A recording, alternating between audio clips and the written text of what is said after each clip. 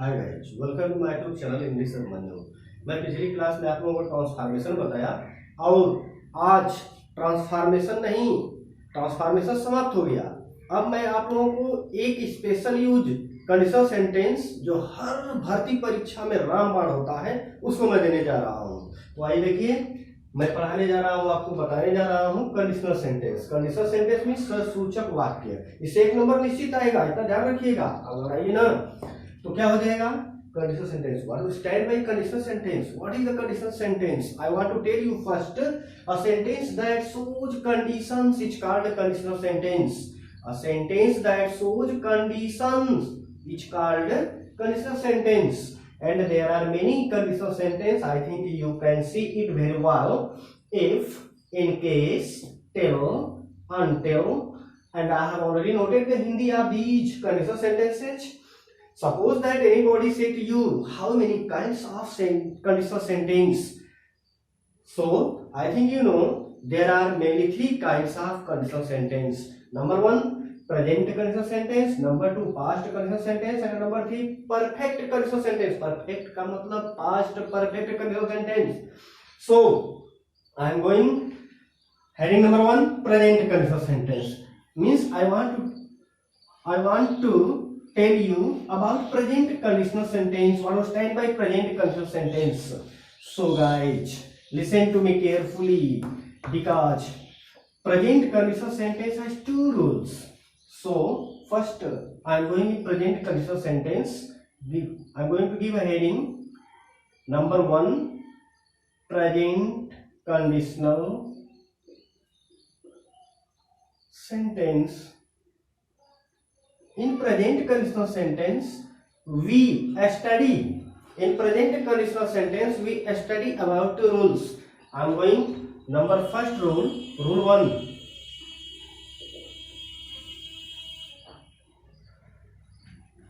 Means it has two parts. Present conditional sentence has two parts. First part is shows condition and the second part any action. And both will come in present perfect tense, Hindi or English, both. So just listen to me in Hindi also. इसमें पहला वाक्य ससूचक वाला होगा। इसमें पहला वाक्य शर्त सूचक वाला होगा,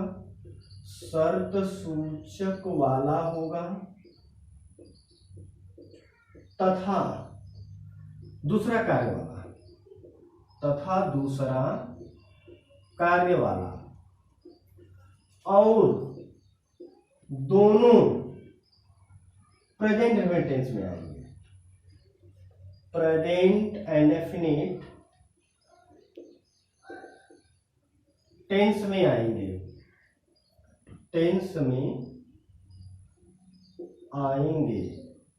इंग्लिश तथा Hindi both. English and Hindi both. इसका मतलब ध्यान देने योग्य बात है कि जो प्रेजेंट कंडीशनल सेंटेंस वाला वाक्य रहेगा उसमें रूल पहला यह करा है कि इसमें पहला वाला वाक्य सूचक वाला होगा, दूसरा कार्य वाला, और दोनों प्रेजेंट टेंस में आएंगे। हिंदी भी प्रेजेंट टेंस में आएगी तो उसका ट्रांसलेशन भी प्रेजेंट टेंस में ही बनेगा। जैसे हम एग्जांपल ले लेते हैं। एग्जांपल, यदि वह आता है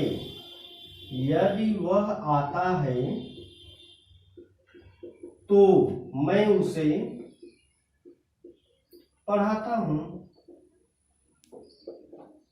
ये ट्रांसलेशन करना है। यदि वह आता है तो मैं उसे पढ़ाता हूं। यदि की इंग्लिश क्या हो जाएगा? इफ हो जाएगा। If he comes present tense बनेगा। देखिए, आता है तो मैं उसे पढ़ाता हूं। ये दोनों, ये सर सूचक वाला वाक्य यदि आया हुआ है, सर सूचक वाला वाक्य है, और ये कौन सा है? कार्य वाला। ये क्या कर रहा है? कंडीशन को शो कर रहा है। ये किसका? एक्शन शो कर रहा है। तो जो कंडीशन शो करता है वाक्य और एक्शन शो करता है, अगर दोनों प्रेजेंट टेंस में आते हैं तो उसकी जो इंग्लिश बनेगी वह भी प्रेजेंट टेंस में ही बनेगी, ये निश्चित है। तो इफ ही कम्स, यदि वह आता है तो मैं उसे पढ़ाता हूं। टू की इंग्लिश कॉमन, और आई टीच, उससे की इंग्लिश क्या हो जाएगा, हिम चाहे हर, जो भी आप लिख सकते हैं।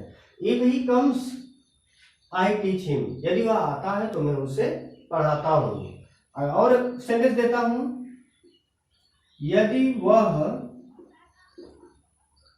मेहनत से नहीं पढ़ता है, नहीं पढ़ता है तो फेल हो जाता है, मतलब असफल हो जाता है। हमने लिख दिया फेल हो जाता है। देखिए बहुत आसान है, समझना बस है।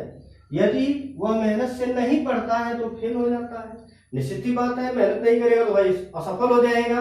तो यदि की इंग्लिश क्या हो जाएगा, इफ ही, नेगेटिव है तो प्रेजेंट टेंस में डज नॉट रीड हार्टली, काम। If he does not read hardly he fail, FAILS, he fails, वो असफल हो जाता है। ये पहला रूल रहा है आपका, यही पहला रूल मैं बताना चाहता था। देखिए यहां पर कि यह कितना मोस्ट इंपॉर्टेंट है। यदि दोनों वाक्य प्रेजेंट टेंस में आएंगे तो दोनों का ट्रांसलेशन भी प्रेजेंट टेंस में ही आएगा, बनेगा।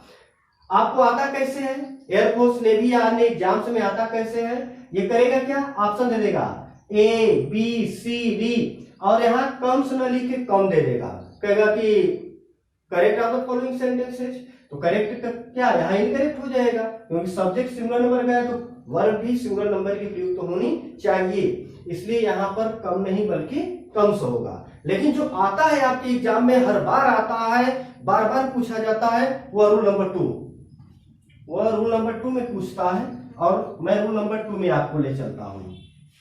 इसी प्रेजेंट कंडीशनल सेंटेंस का ही रूल नंबर 2।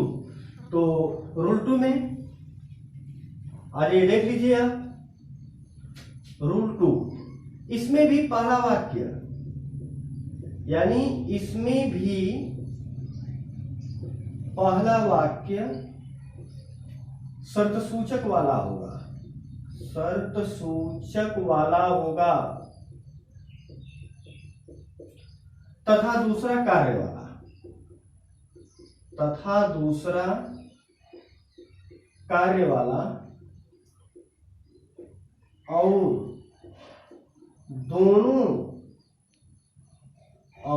दोनों फ्यूचर में टेंस में आएंगे, फ्यूचर इंडेफिनिट टेंस में आएंगे। देखिए उसमें दोनों प्रेजेंट में टेंस में था, लेकिन इसमें दोनों फ्यूचर में टेंस में है, ध्यान देने योग्य बात है। किंतु जब हम इसका अंग्रेजी में अनुवाद बनाते हैं, लेकिन ये शर्त है यहां पर, अंग्रेजी में अनुवाद बनाते हैं या ट्रांसलेशन करते हैं,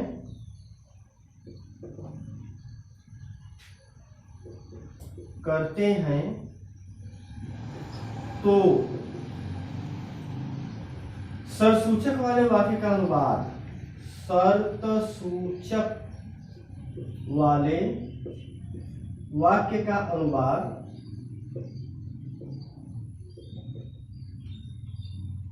फ्यूचर इंडेफिनिट टेंस में, शर्त सूचक वाले वाक्य का अनुवाद प्रेजेंट इंडेफिनिट टेंस में, प्रेजेंट इंडेफिनिट टेंस में, तथा कार्य वाले वाक्य का अनुवाद,